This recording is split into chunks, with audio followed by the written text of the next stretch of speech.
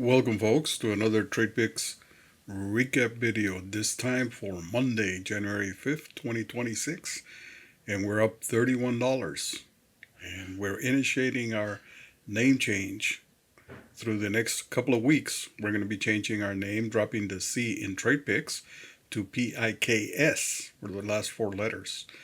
And today we had some good movers. We had good movement early in the market. But remember, that's not always the case.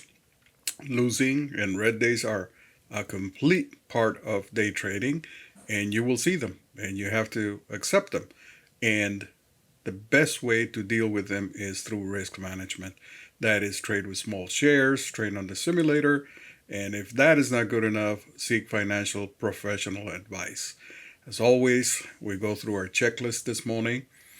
We check the gappers, the gap up tickers, and we select a couple. We only selected a couple this morning, and the one we didn't select is the one we traded, and which was interesting. But we didn't let FOMO take us in. We took one trade and used up most of our settled funds on it, and it worked out. If you like my videos, like and subscribe. We can surely use those likes. So here's our P&L for today. We're up $31, a single trade, 100%. To make up for Friday.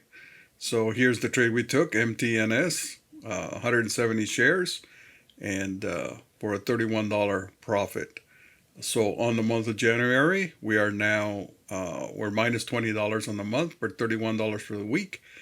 And here's our trade. And I started the recording late. I did come on about 5:45 a.m. Pacific time. And I wasn't watching MNTS because I felt it was too high priced at $8. Hindsight is 20/20, right?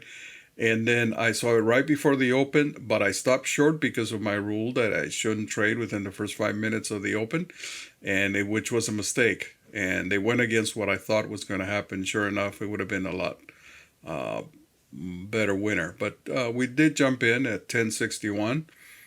We thought it had an opportunity. We did suffer a little bit of downturn there. We were down about $40 at one point, and then up at the high there at 1079 when it hit the high of day 1099, we exited, and it was a good move because I think it fell back down, and then folks started looking at the other stocks. VRME is one of them that I had put on the watch list, and that one went up to $1.40 or so before tanking down. Now here we did leave a little bit money on the table, but that's okay. It's a winning day. We'll look for tomorrow to be a better day.